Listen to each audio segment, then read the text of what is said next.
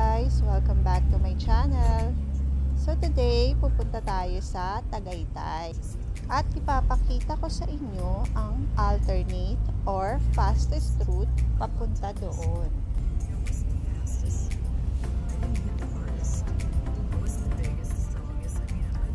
Ang usual na daan papuntang Tagaytay is dito pag kumanan kayo. Ito ang Santa Rosa Tagaytay Road. Usually, 40 minutes to 1 hour bago ka makarating ng Tagaytay pag dito ka dumaan. Pero dun sa dadaanan natin, 20 minutes lang, nasa Tagaytay ka na.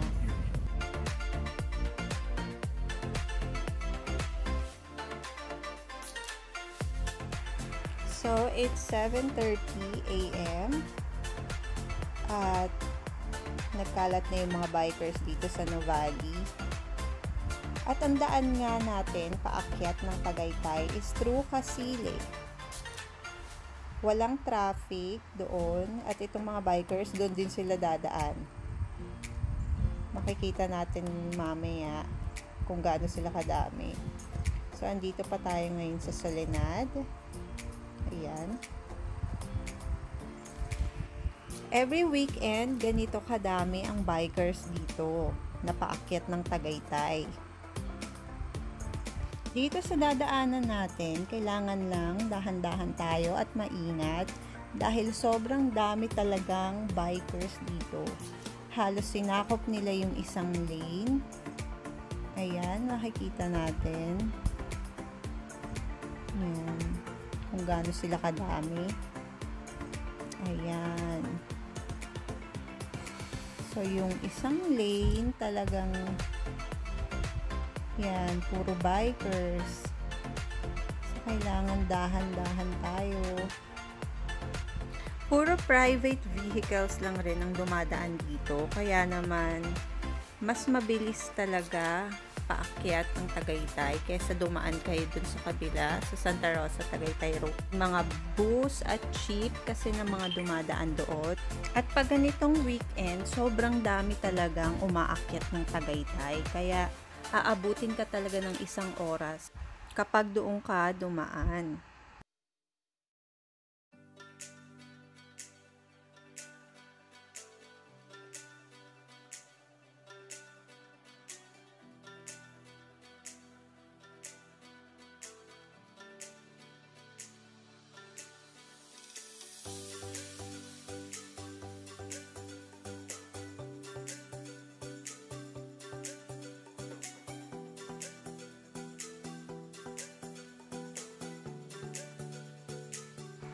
Ito naman ang twin mansion ng mga Marcos. So, wala namang nakatira dyan. So, yung mga bikers, nagsa-stop over dito, nagpipicture, or bumibili ng food, nagpapahinga.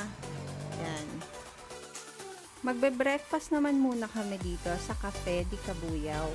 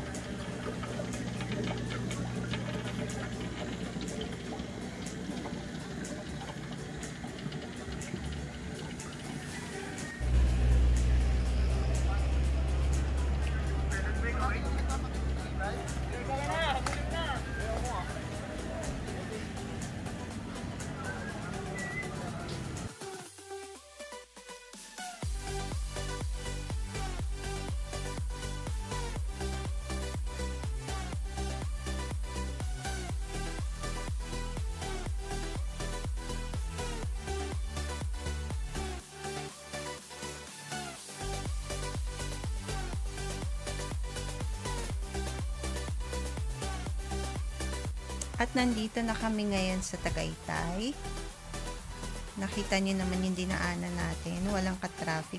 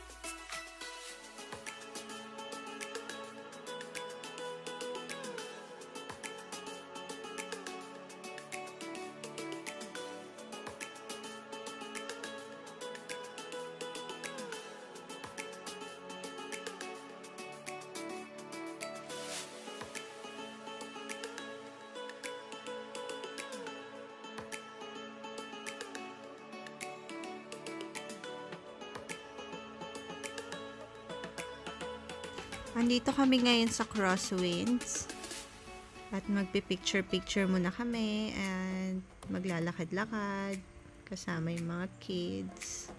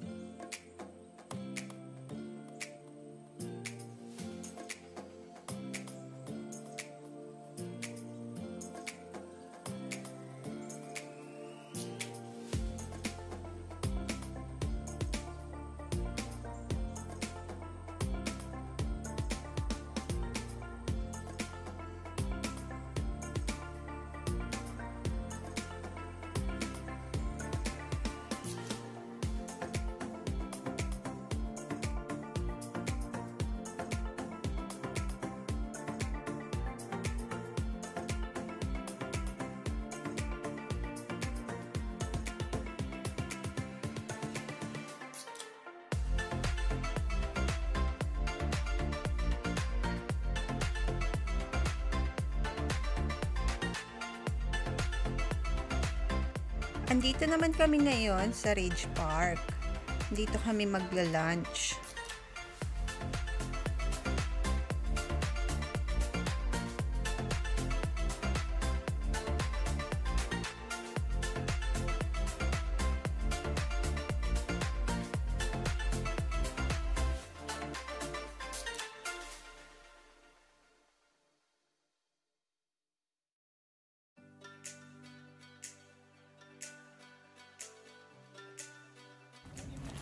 Papunta ako ngayon sa Kubo kung saan kami kakain. Ayan, napakalamig ngayon dito sa Tagaytay. Sasamahan niyo muna kami guys habang nagla-lunch kami.